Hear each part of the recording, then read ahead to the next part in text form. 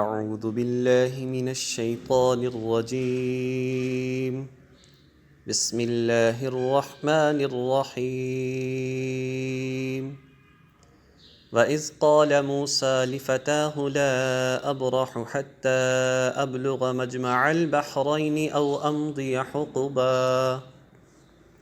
فَلَمَّا بَلَغَا مَجْمَعَ بَيْنِهِمَا نَسِيَا حُوتَهُمَا فَاتَّخَذَ سَبِيلَهُ فِي الْبَحْرِ سَرَبًا صدق اللہ العظیم۔ وَإِذْ قَالَ مُوسَى لِفَتَاهُ، اور جب موسیٰ علیہ السلام نے اپنے نوجوان سے کہا تھا لا ابرح حتی ابلغ مجمع البحرین، میں اس وقت تک اپنا سفر جاری رکھوں گا، ابلغ جب تک کہ میں نہ پہنچ جاؤں مجمع البحرین دو سمندروں کے سنگم پر۔ سنگم کہا جاتا ہے جہاں پر دو سمندروں کا پانی ملتا ہے۔ او امضی حقبا، ورنہ برسوں چلتا رہوں گا۔ فلما بلغا، چنانچہ جب وہ اس کے سنگم پر پہنچ گئے، بینہما، وہ دونوں جب وہاں پر پہنچ گئے، نسیا حوتہما، تو دونوں اپنی مچھلی کو بھول گئے، فاتخذ سبیلہ فی البحر سربا، اور اس نے سمندر میں ایک سرنگ کی طرح کا راستہ بنا لیا تھا۔ فلما جاوزا، پھر جب وہ دونوں آگے نکل گئے، قال لفتاہ، تو موسیٰ علیہ السلام نے اس نوجوان سے کہا آتنا غداءنا، ہمارا ناشتہ لے آؤ، لقد لقینا من سفرنا ھذا نصبا، سچی بات یہ ہے کہ ہمیں اس سفر میں بڑی تھکاوٹ پہنچی ہے۔ لقینا، ہمیں پہنچی ہے، من سفرنا، ہمارے اس سفر میں، ھذا نصبا، بہت زیادہ تھکاوٹ۔ آیت نمبر 60 سے آیت نمبر 82 تک اللہ تعالیٰ نے موسیٰ علیہ السلام اور خضر علیہ السلام کا واقعہ بیان کیا ہے، جس کی تفصیل بخاری شریف کی ایک بہت طویل حدیث کے اندر نبی علیہ السلام نے خود بیان فرمائی۔ یہ واقعہ ویسے تو قرآن مجید میں سارا موجود ہے، ابتدائی طور پر چند باتیں کہ اللہ تبارک و تعالیٰ نے موسیٰ علیہ السلام کو بنی اسرائیل کی طرف نبی بنا کر بھیجا۔ ایک دن انہوں نے بڑی شاندار تقریر کی، اس پر ایک شخص نے سوال کیا کیا اس روئے زمین پر آپ سے بڑا کوئی عالم ہے؟ تو موسیٰ علیہ السلام نے ویسے ہی یہ بات فرما دی کہ ظاہر ہے کہ نبی جو ہوتا ہے وہ اس وقت کا سب سے بڑا عالم ہوتا ہے، تو فرمایا کہ میں ہی اس وقت کا سب سے بڑا عالم ہوں۔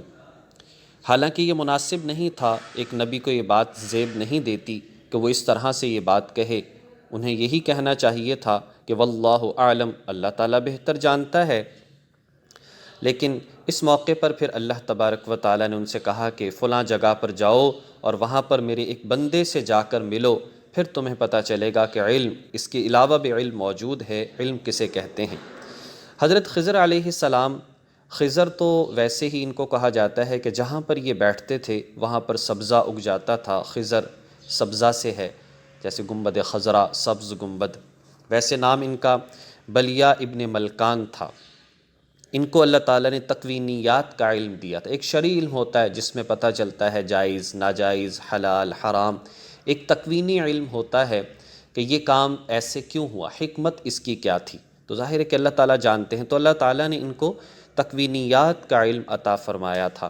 اکثریت کی رائے یہ ہے کہ یہ پیغمبر تھے، لیکن بعض کا کہنا یہ ہے کہ یہ تشریعی پیغمبر نہیں تھے۔ تشریعی پیغمبر کا درجہ زیادہ ہوتا ہے اور تکوینی پیغمبر کا درجہ کم ہوتا ہے۔ ان کا زمانہ حضرت ابراہیم علیہ السلام کے زمانے کا ہے، اور روایت میں آتا ہے کہ یہ زندہ، اللہ تعالیٰ نے ان کو زندہ رکھا ہے قیامت تک، بلکہ دجال جب آئے گا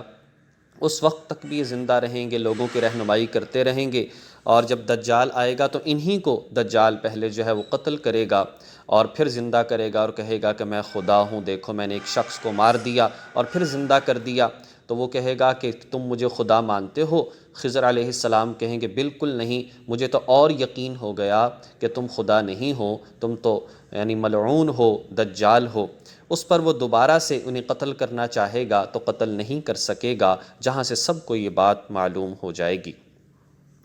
تو اللہ تبارک و تعالیٰ نے یہ واقعہ یہاں پر خود بیان فرمایا، جس کی ابتدائی باتیں یہاں پر موجود ہیں کہ اللہ رب العزت نے حضرت موسیٰ علیہ السلام سے کہا کہ آپ جاؤ جہاں پر دو دریا آپس میں ملتے ہیں، مجمع البحرین، یہ جگہ تھی جو فارس اور روم کے دو دریا ہیں، دجلہ فرات، یہ جہاں پر ملتے ہیں، وہاں پر کہا کہ میرا یہ بندہ ہے اور چلے جاؤ۔ کہا جی کہ مجھے کیسے پتہ چلے گا؟ فرمایا کہ ایک مچھلی اپنی ٹوکری میں رکھ لو، اپنے کھانے اور دیگر چیزوں کے ساتھ مردہ مچھلی رکھ لو، جب یہ زندہ ہو جائے تو وہیں پر میرا بندہ یہ تمہیں مل جائے گا۔ چنانچہ حضرت موسیٰ علیہ السلام نے اپنے ایک شاگرد کو ساتھ لیا جن کا نام یوشع بن نون، جن کو اللہ نے مستقبل میں نبی بنانا تھا،